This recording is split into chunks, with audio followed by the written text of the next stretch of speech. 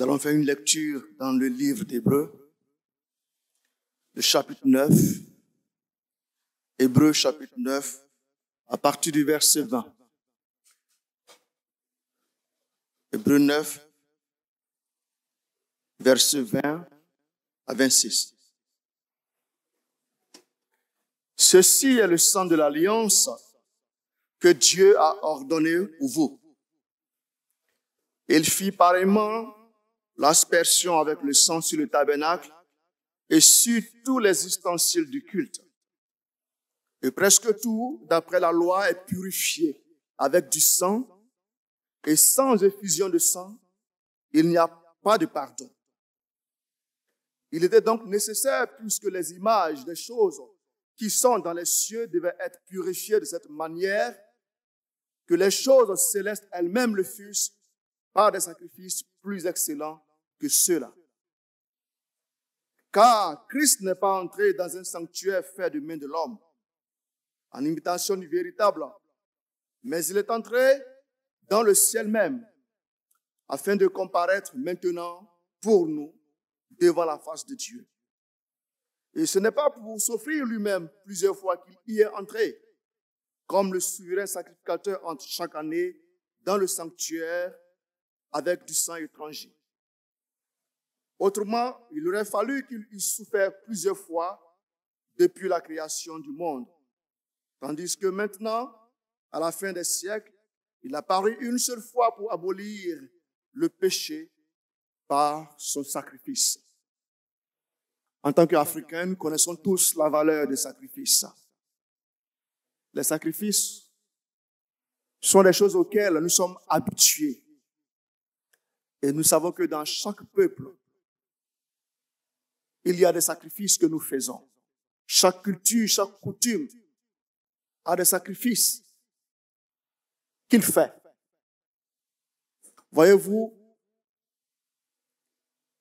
nous savons que les sacrifices en Afrique ici sont des moyens pour nous pour entrer en contact avec des divinités. Quand nous voulons avoir une certaine audience, une certaine position, une certaine grâce devant ces dieux-là, les parents, les grands-parents n'hésitent pas à nous demander de faire des sacrifices. Et nous le faisons souvent pour apaiser ou même avoir gain de cause devant ces divinités. Ce n'est pas une chose qui est nouvelle pour nous les Africains. Et nous devons savoir qu'en tant qu'Africains, ces choses même étaient déjà pratiquées des milliers d'années avant que nous-mêmes nous fassions. C'était pratiqué dans les temps anciens par d'autres peuples plus anciens même que nous en matière de sacrifice. Je vais faire allusion ici au peuple d'Israël. Le peuple d'Israël faisait des sacrifices. Et ces sacrifices, quand on parle de sacrifices, nous savons que l'élément qui est important, c'est le sang qui intervient. Il n'y a pas de sacrifice tant que le sang n'a pas coulé. Voyez-vous, dans l'ancienne alliance, quand on parle d'alliance, nous devons comprendre que c'est ce que Dieu permet, c'est les accords que Dieu a tissés pour entrer en contact avec l'homme. Dieu qui cherche à entrer en contact avec l'homme a demandé un certain nombre de choses, ou bien une certaine exigence qui lui permettent en tout cas d'entrer, de communier avec nous. Et c'est cette alliance-là qui a existé au temps d'Israël, qu'on appelle l'ancienne alliance. Voyez-vous, dans l'ancienne alliance, je vais juste résumer, briefer un peu comment les sacrifices se faisaient. Les sacrifices se faisaient devant un prêtre, un grand prêtre qu'on appelait le souverain sacrificateur. C'est lui qui devait recueillir l'animal qu'on apportait pour sacrifier.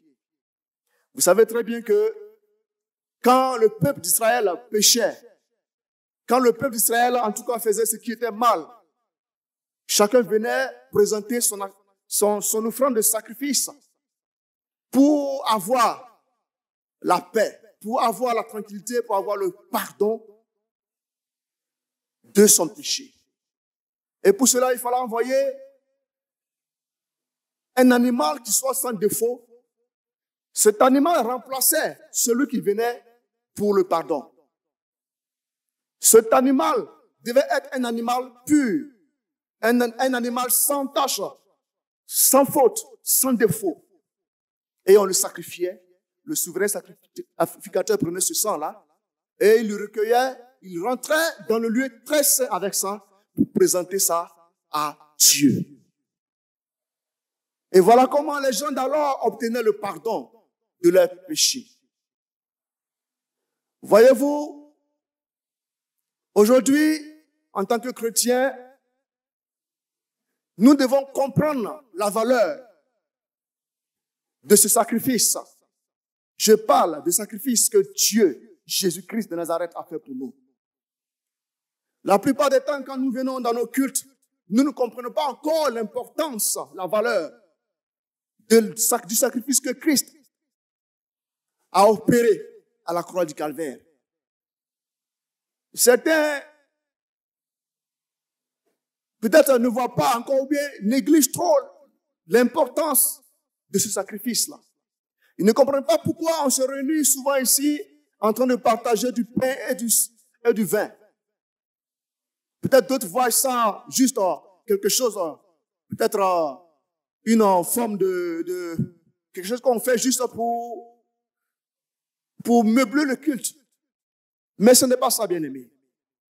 Je voudrais ce matin qu'on comprenne tous, pour ceux qui n'ont pas encore cette connaissance-là, l'importance de ce que nous faisons lorsque nous venons partager le pain. Jésus-Christ de Nazareth, quand il est venu sur terre, bien-aimé, il parlait à ses disciples. Jésus-Christ, voyant que le sacrifice dans l'ancienne alliance consistait à chaque fois tuer un animal. Il fallait le faire continuellement. Chaque fois qu'on péchait, il fallait chercher un animal encore, le ramener devant le prêtre, le sacrificateur, tuer cet animal. C'était un acte répétitif et qui demandait beaucoup de moyens, parce que tout le monde n'avait pas les moyens pour s'offrir un animal pour sacrifier. Le sang même qui était donné pour ôter le péché de l'homme n'était pas suffisant, parce que ce n'était pas un sang de grande valeur, c'était juste un sang d'animal. Donc il ne faisait que juste peut-être apaiser ou couvrir le péché de l'homme. Donc il fallait trouver une autre solution qui soit meilleure que ces pratiques-là. C'est pourquoi quand nous lisons le livre d'Hébreux, tout le livre d'Hébreux va nous expliquer combien de fois Christ a bien plus de valeur que toute autre personne. Tout ce que Jésus-Christ a opéré sur la terre est bien plus meilleur que ce que les autres ont fait précédemment. La valeur du sang de Christ est au-delà de tout sang, ou bien tout sacrifice que nous avons fait par le passé, bien-aimés.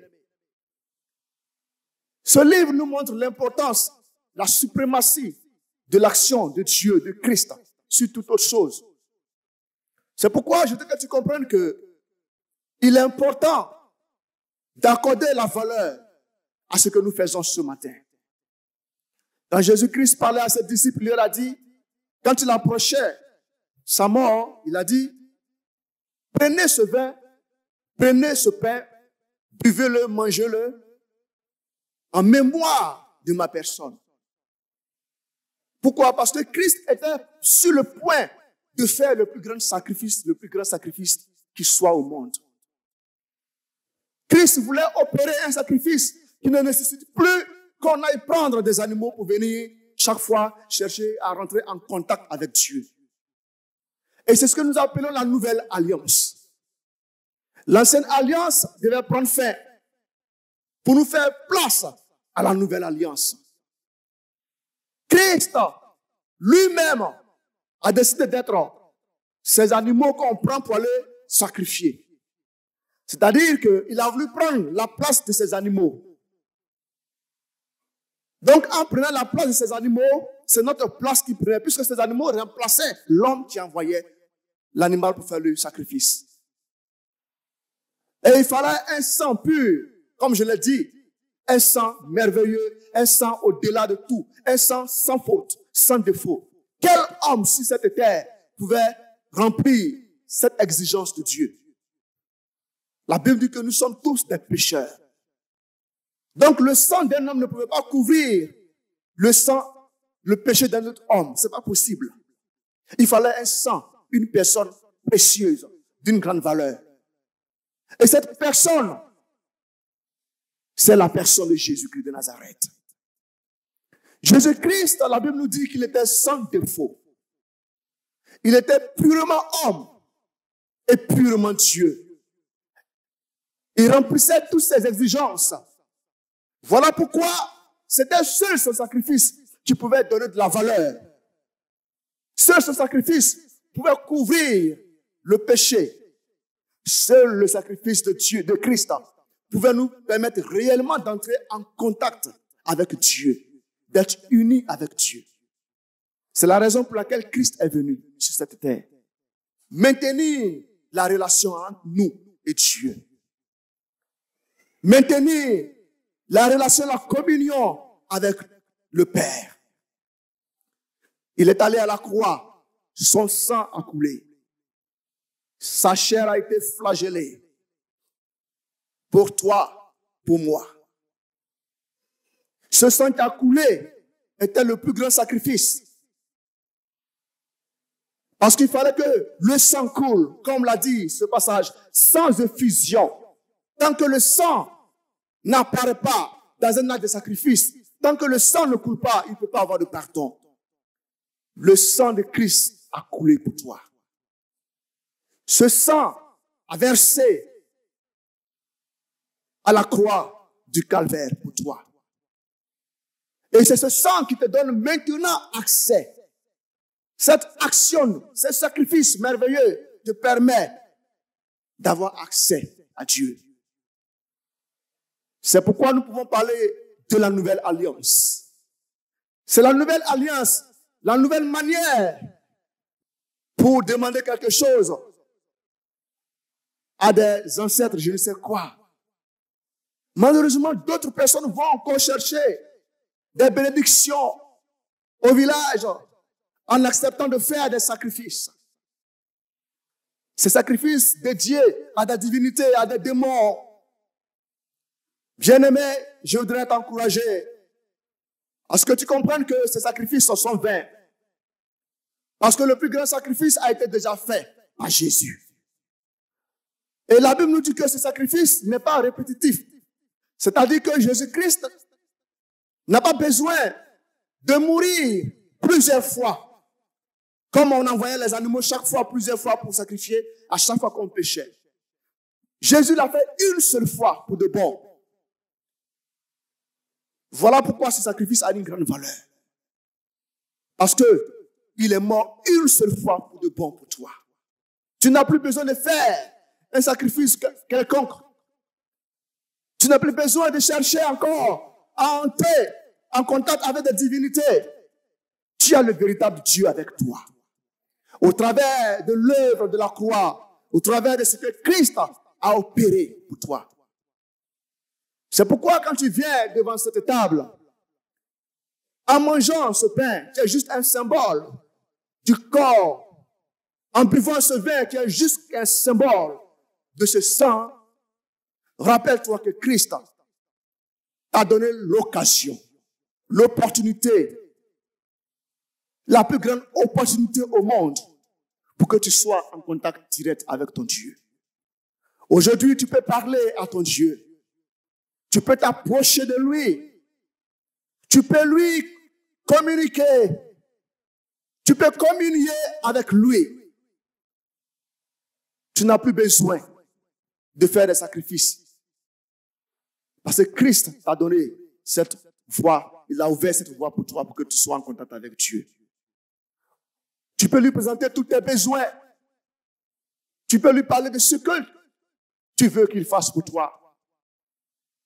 À cause de ce sang. À cause de ce sacrifice. C'est ce qui nous réunit ce matin. Tous les chrétiens du monde entier, quand vous les voyez se réunir avec des thèmes, Seigneur, merci, tu m'as purifié, tu m'as lavé, tu m'as gardé, tu es bon. Tous ces mots tournent autour du sang de Christ, c'est-à-dire du sacrifice qu'il a eu à faire pour toi. C'est la raison pour laquelle nous sommes là ce matin. C'est pourquoi tu vas baisser la tête, bien-aimé, tu vas prier. Pour dire que tu peux avoir accès à ton Dieu, tu peux lui parler directement. Tu peux lui faire savoir tes besoins. Le sacrifice de Christ a bien plus de valeur que d'autres choses. Prions ensemble.